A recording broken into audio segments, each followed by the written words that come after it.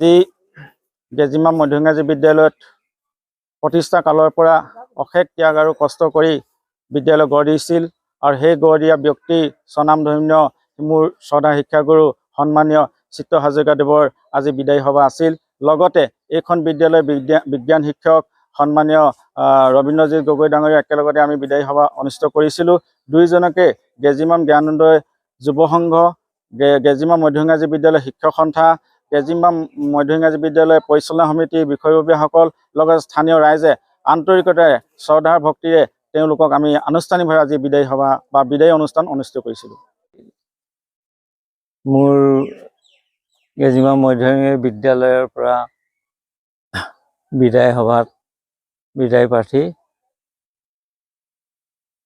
আৰু এই বিদ্যালয়খন মই 83 চনৰ পৰাই জড়িত।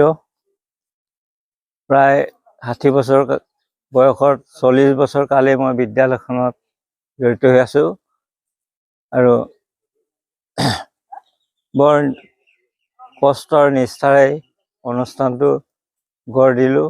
আজি মোৰ প্ৰাক্তন ছাত্ৰ ছাত্ৰী তথা অভিভাৱকসকলে বিদ্যালয়ৰ মোৰ আজি বিদায় সম্বৰ্ধনা জনালে আৰু